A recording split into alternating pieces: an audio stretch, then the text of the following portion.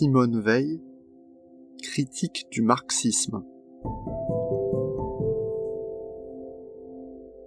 Jusqu'à ces temps-ci, tous ceux qui ont éprouvé le besoin d'étayer leurs sentiments révolutionnaires par des conceptions précises ont trouvé ou cru trouver ces conceptions dans Marx. Il est entendu une fois pour toutes que Marx, grâce à sa théorie générale de l'histoire et à son analyse de la société bourgeoise, a démontré la nécessité inéluctable d'un bouleversement proche où l'oppression que nous fait subir le régime capitaliste serait abolie.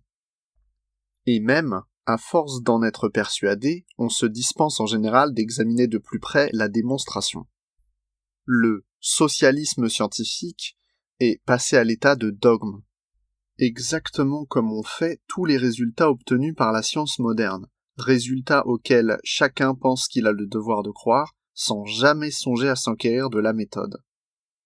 En ce qui concerne Marx, si l'on cherche à s'assimiler véritablement sa démonstration, on s'aperçoit aussitôt qu'elle comporte beaucoup plus de difficultés que les propagandistes du socialisme scientifique ne le laissent supposer. À vrai dire, Marx rend admirablement compte du mécanisme de l'oppression capitaliste, mais il en rend si bien compte qu'on a peine à se représenter comment ce mécanisme pourrait cesser de fonctionner. D'ordinaire, on ne retient de cette oppression que l'aspect économique, à savoir l'extorsion de la plus-value. Et si l'on s'en tient à ce point de vue, il est certes facile d'expliquer aux masses que cette extorsion est liée à la concurrence, elle-même liée à la propriété privée, et que le jour où la propriété privée deviendra collective, tout ira bien. Cependant, même dans les limites de ce raisonnement simple en apparence, 1000 difficultés surgissent pour un examen attentif. Car Marx a bien montré que la véritable raison de l'exploitation des travailleurs, ce n'est pas le désir qu'auraient les capitalistes de jouir et de consommer, mais la nécessité d'agrandir l'entreprise le plus rapidement possible afin de la rendre plus puissante que ses concurrentes. Or, ce n'est pas seulement l'entreprise, mais toute espèce de collectivité travailleuse, quelle qu'elle soit, qui a besoin de restreindre au maximum la consommation de ses membres pour consacrer le plus possible de temps à se forger des armes contre les collectivités rivales. De sorte qu'aussi longtemps qu'il y aura sur la surface du globe une lutte pour la puissance, et aussi longtemps que le facteur décisif de la victoire sera la production industrielle, les ouvriers seront exploités. À vrai dire, Marx supposait précisément, sans le prouver d'ailleurs, que toute espèce de lutte pour la puissance disparaîtra le jour où le socialisme sera établi dans tous les pays industriels. Le seul malheur est que, comme Marx l'avait reconnu lui-même, la révolution ne peut se faire partout à la fois. Et lorsqu'elle se fait dans un pays, elle ne supprime pas pour ce pays, mais accentue au contraire la nécessité d'exploiter et d'opprimer les masses travailleuses, de peur d'être plus faibles que les autres nations. C'est ce dont l'histoire de la révolution russe constitue une illustration douloureuse. Si l'on considère d'autres aspects de l'oppression capitaliste, il apparaît d'autres difficultés plus redoutables encore, ou, pour mieux dire, la même difficulté, éclairée d'un jour plus cru. La force que possède la bourgeoisie pour exploiter et opprimer les ouvriers réside dans les fondements mêmes de notre vie sociale, et ne peut être anéantie par aucune transformation politique et juridique. Cette force, c'est d'abord et essentiellement le régime même de la production moderne, à savoir la grande industrie. À ce sujet, les formules vigoureuses abondent. Dans Marx, concernant l'asservissement du travail vivant au travail mort, le renversement du rapport entre l'objet et le sujet, la subordination du travailleur aux conditions matérielles du travail, dans la fabrique, écrit-il dans Le Capital, il existe un mécanisme indépendant des travailleurs et qui les incorpore comme des rouages vivants. La séparation entre les forces spirituelles qui interviennent dans la production et le travail manuel et la transformation des premières en puissance du capital sur le travail trouve leur achèvement dans la grande industrie fondée sur le machinisme. Le détail de la destinée individuelle du manœuvre sur machine disparaît comme un néant devant la science. Les formidables forces naturelles et le travail collectif qui sont incorporés dans l'ensemble des machines et constituent avec elles la puissance du maître. Ainsi, la complète subordination de l'ouvrier à l'entreprise et à ceux qui la dirigent repose sur la structure de l'usine et non sur le régime de la propriété. De même, la séparation entre les forces spirituelles qui interviennent dans la production et le travail manuel, ou, selon une autre formule, la dégradante division du travail en travail manuel et travail intellectuel est la base même de notre culture, qui est une culture de spécialistes. La science est un monopole non pas à cause d'une mauvaise organisation de l'instruction publique, mais par sa nature même. Les profanes n'ont accès qu'aux résultats, non aux méthodes, c'est-à-dire qu'ils ne peuvent que croire et non assimiler.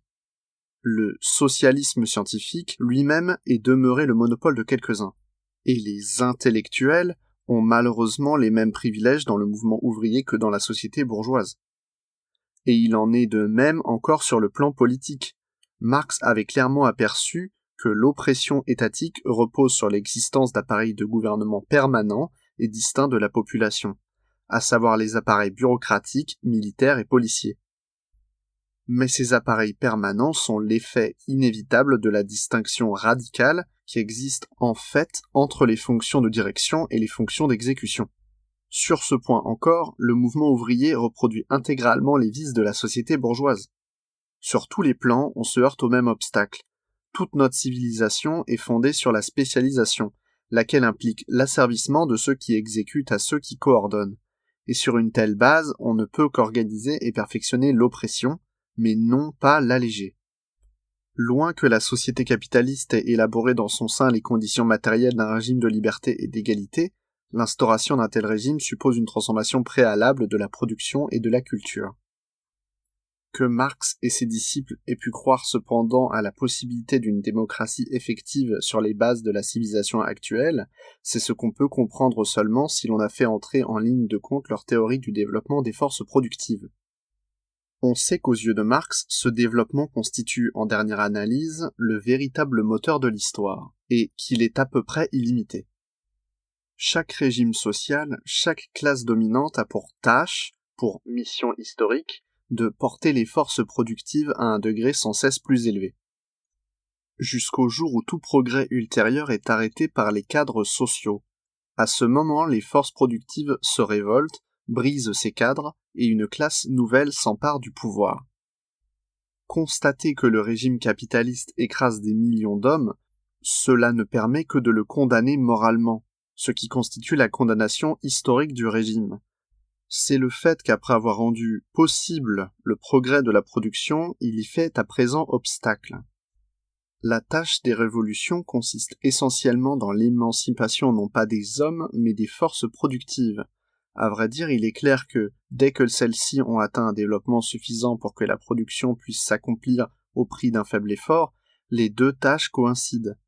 Et Marx supposait que tel est le cas de notre époque.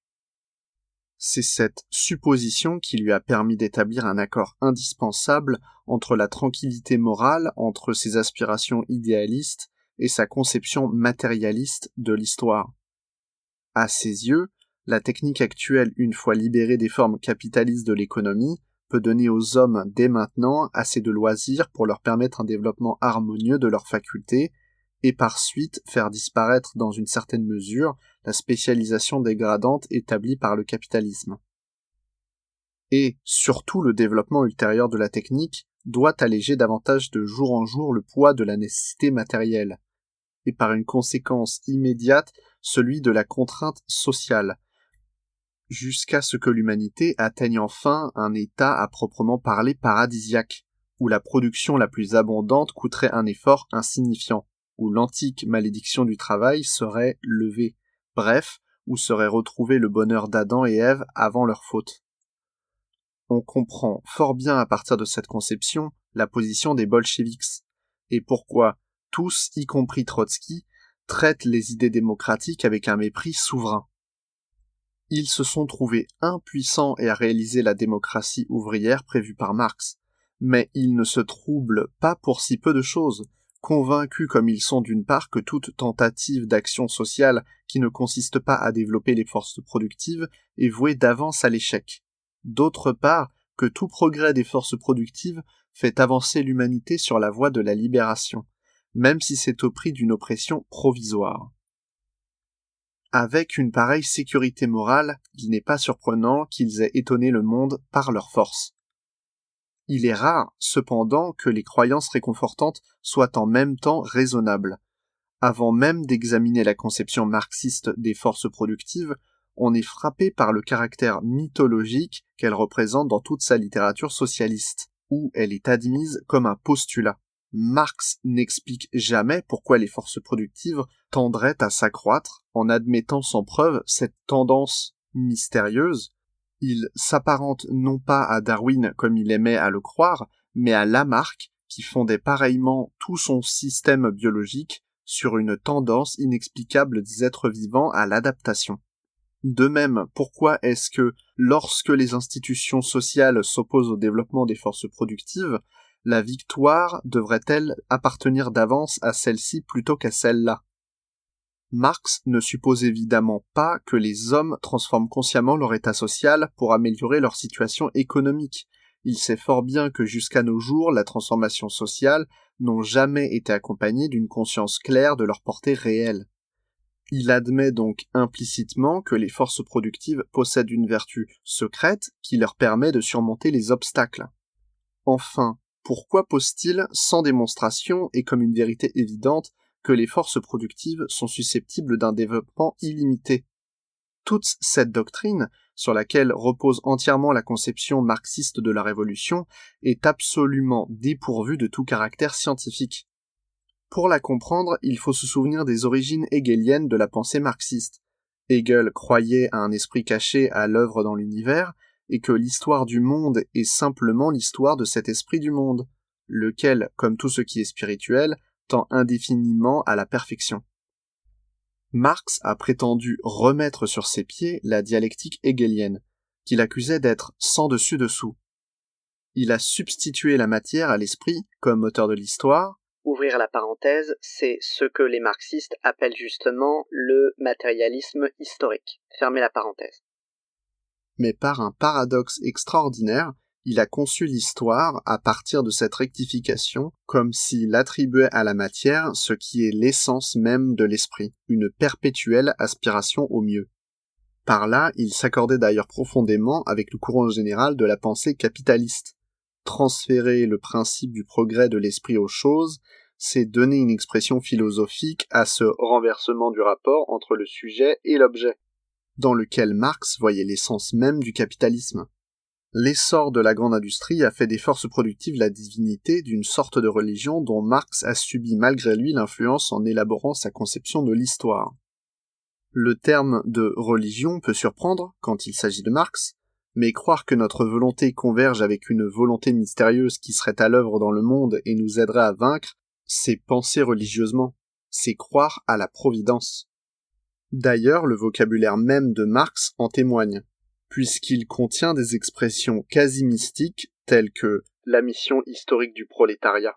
Cette religion des forces productives au nom de laquelle les générations de chefs d'entreprise ont écrasé les masses travailleuses sans le moindre remords constitue également un facteur d'oppression à l'intérieur du mouvement socialiste. Toutes les religions font de l'homme un simple instrument de la providence, et le socialisme lui aussi met les hommes au service du progrès historique, c'est-à-dire du progrès de la production. C'est pourquoi, quel que soit l'outrage infligé à la mémoire de Marx par le culte que lui vouent les oppresseurs de la Russie moderne, il ne lui est pas entièrement immérité. Marx, il est vrai, n'a jamais eu d'autre mobile pour aspiration généreuse à la liberté et à l'égalité. Seulement, cette aspiration séparée de la religion matérialiste avec laquelle elle se confondait dans son esprit n'appartient plus qu'à ce que Marx nommait dédaigneusement le socialisme utopique. Si l'œuvre de Marx ne contenait rien de plus précieux, elle pourrait être oubliée sans inconvénient, à l'exception du moins des analyses économiques. Mais ce n'est pas le cas. On trouve chez Marx une toute autre conception que cet hegelianisme à rebours, à savoir un matérialisme qui n'a plus rien de religieux et constitue non pas une doctrine, mais une méthode de connaissance et d'action. Il n'est pas rare de voir ainsi deux conceptions distinctes et même incompatibles se confondre à la faveur de l'imprécision inévitable du langage. Absorbés par l'élaboration d'idées nouvelles, le temps leur manque pour faire l'examen critique de ce qu'ils ont trouvé. La grande idée de Marx, c'est que dans la société aussi bien que dans la nature, rien ne s'effectue autrement que par des transformations matérielles. Les hommes font leur propre histoire, mais dans des conditions déterminées. Désirer n'est rien, il faut connaître les conditions matérielles qui déterminent nos possibilités d'action, et dans le domaine social, ces conditions sont définies par la manière dont l'homme obéit aux nécessités matérielles en subvenant à ses propres besoins, autrement dit par le mode de production. Une amélioration méthodique de l'organisation sociale suppose au préalable une étude approfondie du mode de production, pour chercher à savoir d'une part ce qu'on peut en attendre, dans l'avenir immédiat et lointain, du point de vue du rendement. D'autre part, quelles formes d'organisation sociale et de culture sont compatibles avec lui, et enfin, comment il peut être lui-même transformé. Seuls des êtres irresponsables peuvent négliger une telle étude et prétendre néanmoins à régenter la société. Et par malheur, tel est le cas partout, aussi bien dans les milieux révolutionnaires que dans les milieux dirigeants. La méthode matérialiste, cet instrument que nous a légué Marx, est un instrument vierge. Aucun marxiste ne s'en est véritablement servi, à commencer par Marx lui-même. La seule idée vraiment précieuse qui se trouve dans l'œuvre de Marx est la seule aussi qui ait été complètement négligée. Il n'est pas étonnant que les mouvements sociaux issus de Marx aient fait faillite. La première question à poser est celle du rendement du travail. A-t-on des raisons de supposer que la technique moderne, à son niveau actuel, soit capable, dans l'hypothèse d'une répartition équitable, d'assurer à tous assez de bien-être et de loisirs pour que le développement de l'individu cesse d'être entravé par les conditions modernes du travail? Il semble qu'il y ait à ce sujet beaucoup d'illusions, savamment entretenues par la démagogie. Ce ne sont pas les profits qu'il faut calculer. Ceux des profits qui sont réinvestis dans la production seraient dans l'ensemble ôtés aux travailleurs sous tous les régimes. Il faudrait pouvoir faire la somme de tous les travaux dont on pourrait se dispenser au prix d'une transformation du régime de la propriété. Encore la question ne serait-elle pas résolue par là? Il faut tenir compte des travaux qu'appliquerait la réorganisation complète de l'appareil de production, réorganisation nécessaire pour que la production soit adaptée à sa fin nouvelle, à savoir le bien-être des masses. Il ne faut pas oublier que la fabrication des armements ne serait pas abandonnée avant que le régime capitaliste ne soit détruit partout. Surtout, il faut prévoir que la destruction du profit individuel, tout en faisant disparaître certaines formes de gaspillage, en susciterait nécessairement d'autres. Des calculs précis sont évidemment impossibles à établir, mais ils ne sont pas indispensables pour apercevoir que la suppression de la propriété privée serait loin de suffire à empêcher que le labeur des mines et des usines continue à peser comme un esclave sur ceux qui y sont assujettis. Mais si l'état actuel de la technique ne suffit pas à libérer les travailleurs, peut-on du moins raisonnablement espérer qu'elle soit destinée à un développement illimité qui impliquerait un accroissement illimité du rendement même du travail? C'est ce que tout le monde admet chez les capitalistes comme chez les socialistes, et sans la moindre étude préalable de la question. Il suffit que le rendement de l'effort humain ait augmenté d'une manière inouïe depuis 3 siècles pour qu'on s'attende à ce que cet accroissement se poursuive au même rythme. Notre culture soi-disant scientifique nous a donné cette funeste habitude de généraliser, d'extrapoler arbitrairement au lieu d'étudier les conditions d'un phénomène et les limites qu'elles impliquent. Et Marx, que sa méthode dialectique devrait préserver d'une telle erreur, y est tombé sur ce point comme les autres. Le problème est capital et de nature à déterminer toutes nos perspectives. Il faut le formuler avec la dernière précision.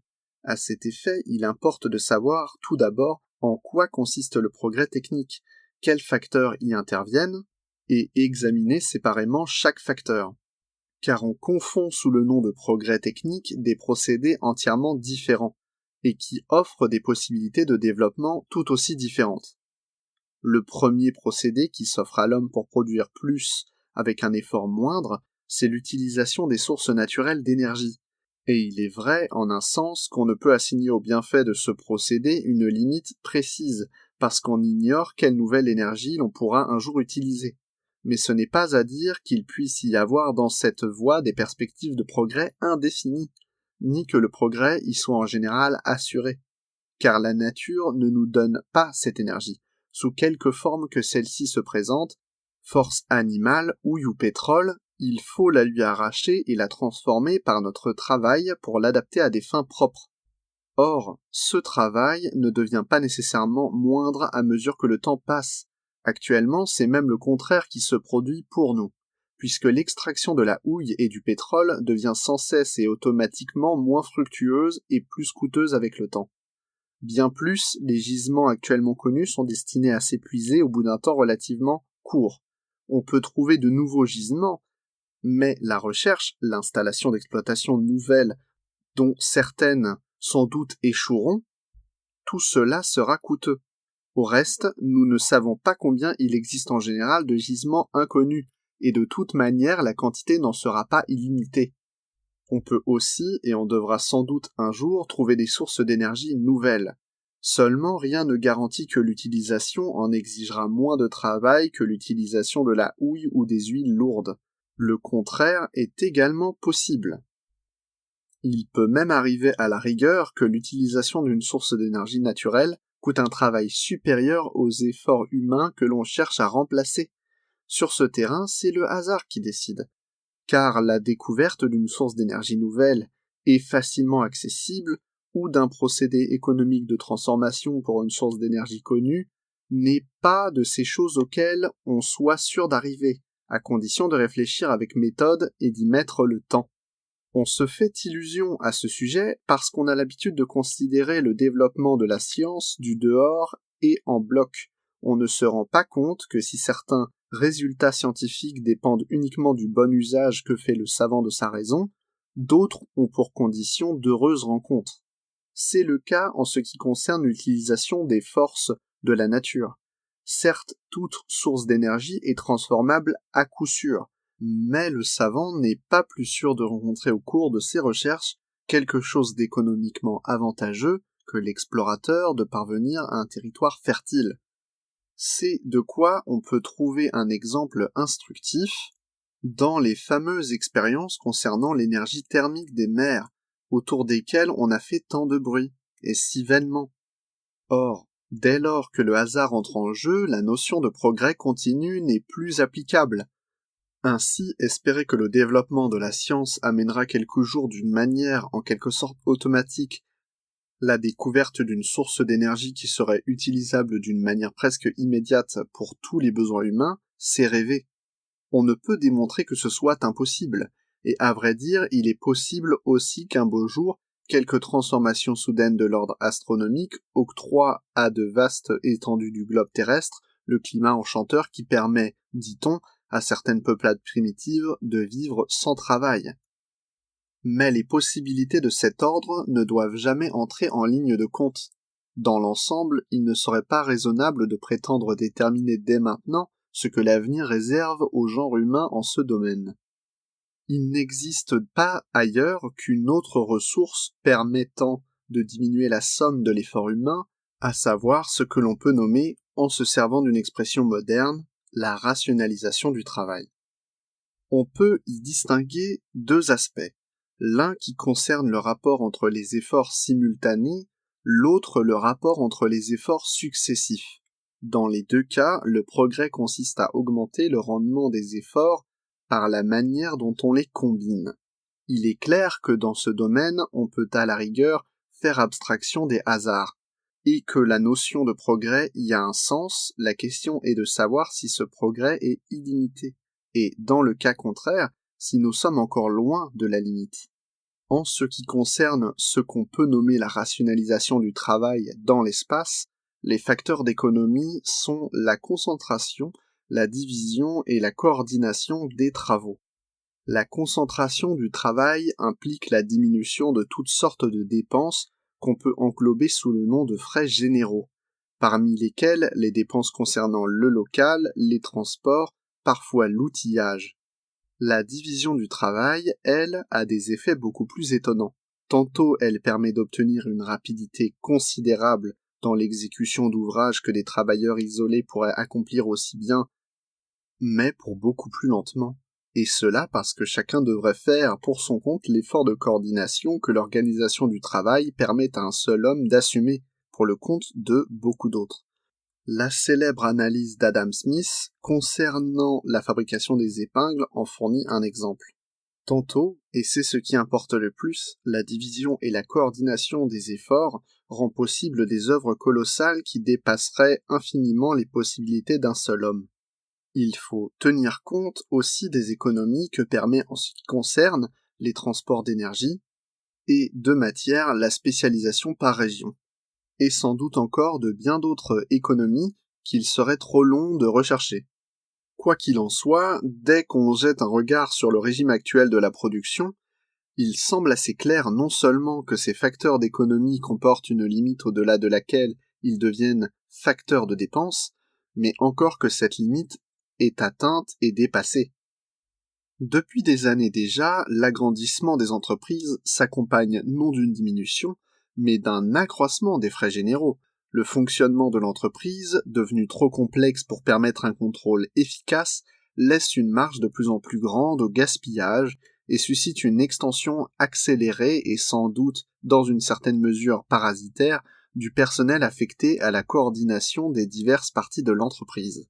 L'extension des échanges, qui a autrefois joué un rôle formidable comme facteur de progrès économique, se met elle aussi à causer plus de frais qu'elle n'en évite, parce que les marchandises restent longtemps improductives, parce que le personnel affecté aux échanges s'accroît lui aussi à un rythme accéléré, et parce que les transports consomment une énergie sans cesse accrue en raison des innovations destinées à augmenter la vitesse, innovation nécessairement de plus en plus coûteuse et de moins en moins efficace à mesure qu'elles se succèdent. Ainsi, à tous ces égards, le progrès se transforme aujourd'hui d'une manière à proprement parler mathématique en régression. Le progrès, dû à la coordination des efforts dans le temps, est sans doute le facteur le plus important du progrès technique. Il est aussi le plus difficile à analyser. Depuis Marx, on a coutume de le désigner en parlant de la substitution du travail mort au travail vivant. Formule d'une redoutable imprécision, en ce sens qu'elle évoque l'image d'une évolution continue vers une étape de la technique où, si l'on peut parler ainsi, tous les travaux à faire seraient déjà faits.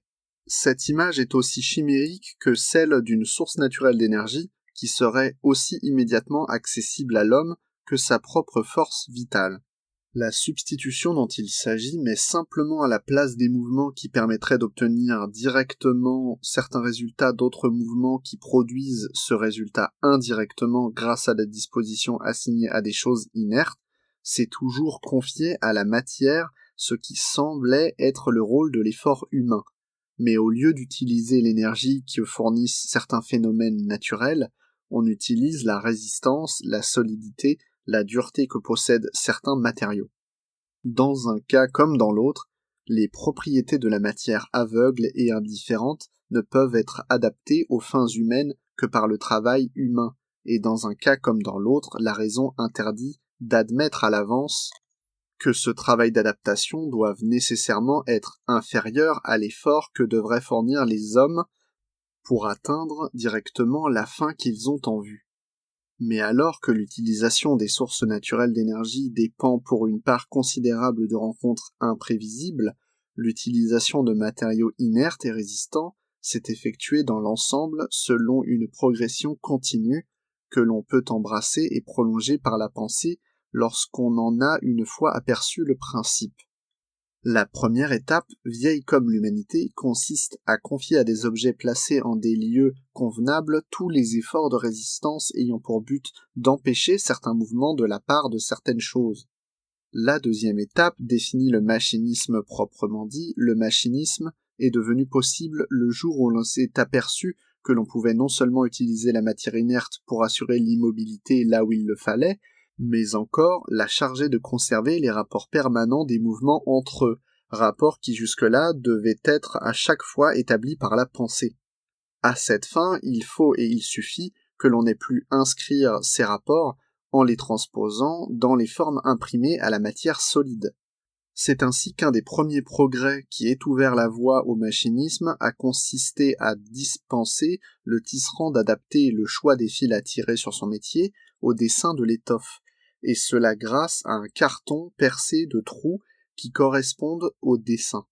Si l'on a pu obtenir des transpositions de cet ordre dans les diverses espèces de travail que peu à peu et grâce à des inventions apparemment dues à l'inspiration ou au hasard, c'est parce que le travail manuel combine les éléments permanents qu'il contient de manière à les dissimuler, le plus souvent sous une apparence de variété. C'est pourquoi le travail parcellaire des manufactures a dû précéder la grande industrie. Enfin, la troisième et dernière étape correspond à la technique automatique, qui ne fait que commencer à apparaître. Le principe en réside dans la possibilité de confier à une machine non seulement une opération toujours identique à elle-même, mais encore un ensemble d'opérations variées. Cet ensemble peut être aussi vaste, aussi complexe qu'on voudra, il est seulement nécessaire qu'il s'agisse d'une variété définie et limitée à l'avance. La technique automatique, qui se trouve encore à un état en quelque sorte primitif, peut donc théoriquement se développer indéfiniment, et l'utilisation d'une telle technique pour satisfaire les besoins humains ne comporte d'autres limites que celles qu'impose la part de l'imprévu dans les conditions de l'existence humaine. Si l'on pouvait concevoir des conditions de vie ne comportant absolument aucun imprévu, le mythe américain du robot aurait un sens, et la suppression complète du travail humain par un aménagement systématique du monde serait possible. Il n'en est rien. Et ce ne sont là que fictions. Encore, ces fictions seraient-elles utiles à élaborer, à titre de limite idéale, si les hommes avaient du moins le pouvoir de diminuer progressivement par une méthode quelconque cette part d'imprévu dans leur vie. Mais ce n'est pas le cas non plus, et jamais aucune technique ne dispensera les hommes de renouveler et d'adapter continuellement, à la sueur de leur seul front, l'outillage dont ils se servent. Dans ces conditions, il est facile de concevoir qu'un certain degré d'automatisme pourrait être plus coûteux en effort humain qu'un degré moins élevé. Du moins est-ce facile à concevoir abstraitement. Il est presque impossible d'arriver en cette matière à une appréciation concrète à cause du grand nombre de facteurs qu'il faudrait faire entrer en ligne de compte. L'extraction des métaux dont les machines sont faites ne peut s'opérer qu'avec du travail humain, et comme il s'agit de mines, le travail devient de plus en plus pénible à mesure qu'il s'effectue, sans compter que les gisements connus risquent de s'épuiser d'une manière relativement rapide. Les hommes se reproduisent, non le fer.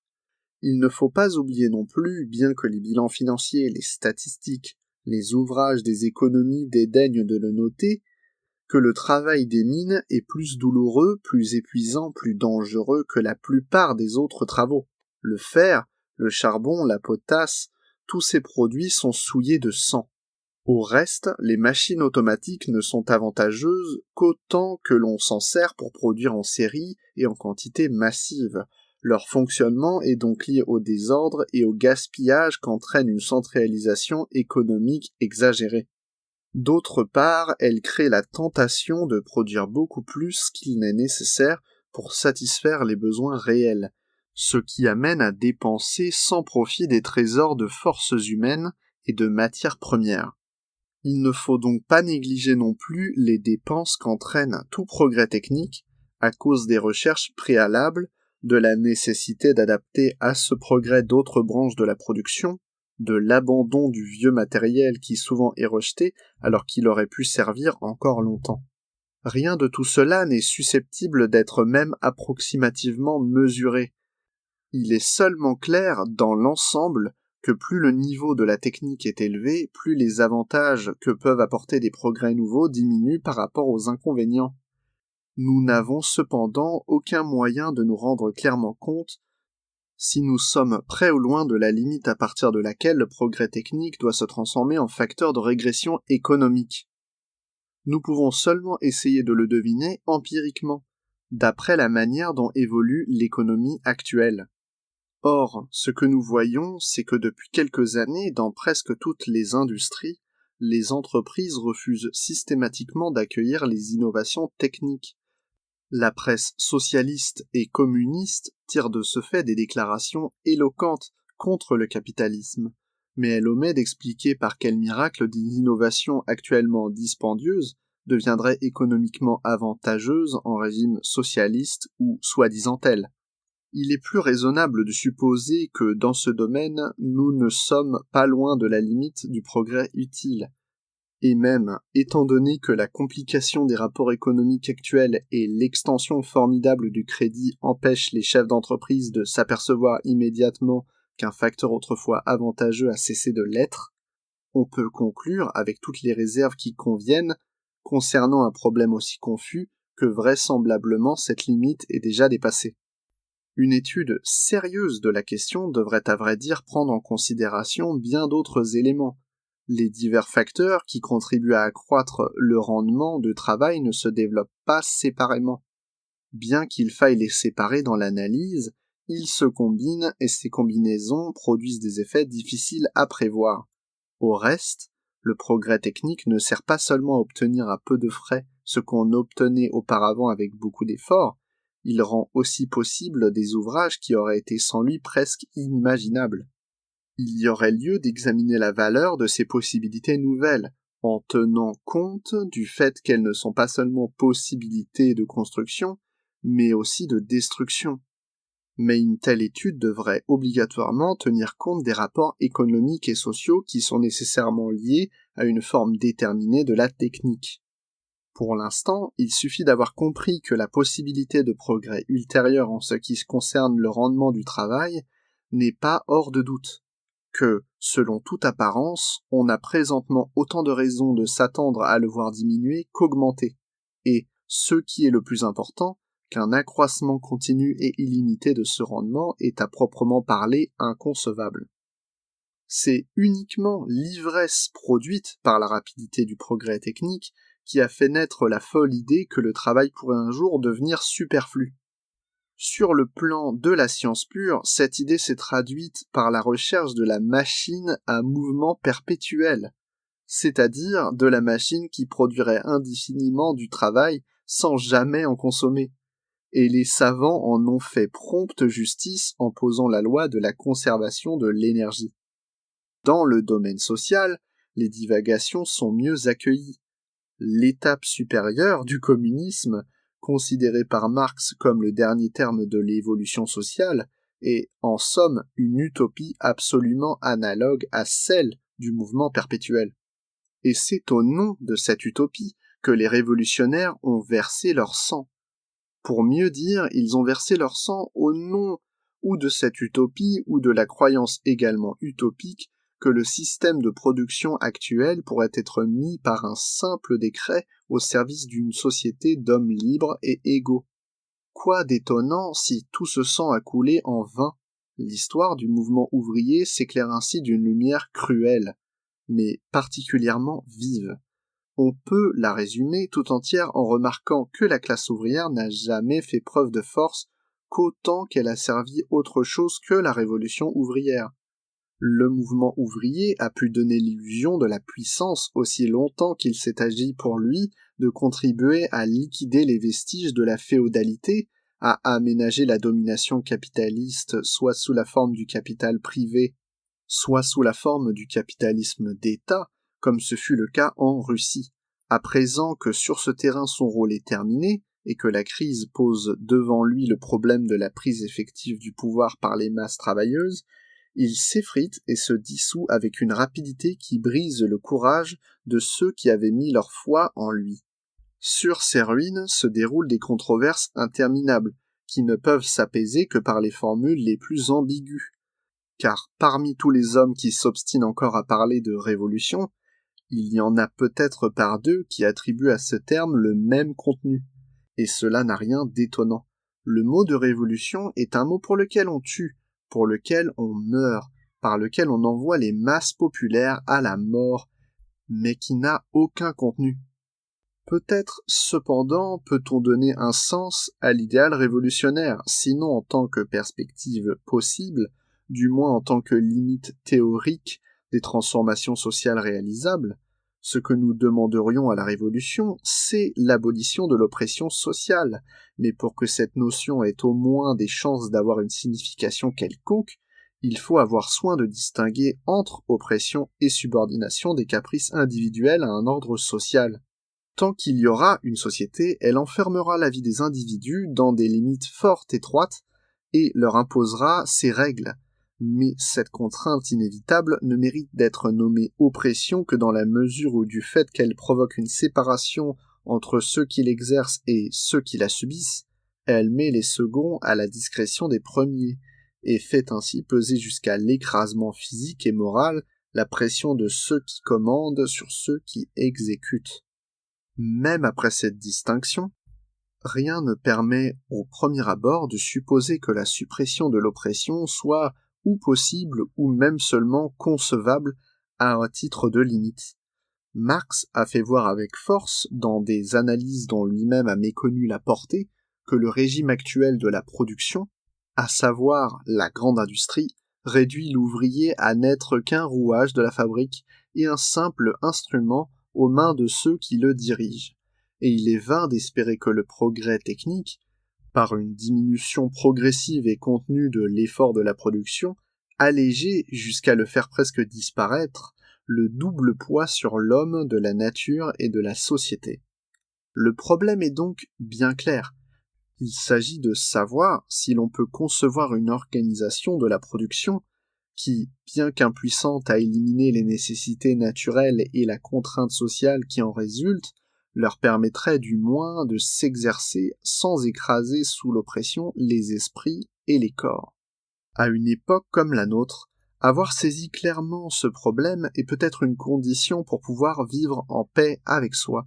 Si l'on arrive à concevoir concrètement les conditions de cette organisation libératrice, il ne reste qu'à exercer pour se diriger vers elle toute la puissance d'action, petite ou grande, dont on dispose. Et si l'on comprend clairement que la possibilité d'un tel mode de production n'est pas même concevable, on y gagne du moins de pouvoir légitimement se résigner à l'oppression, et cesser de s'en croire complice du fait qu'on ne fait rien d'efficace pour l'empêcher.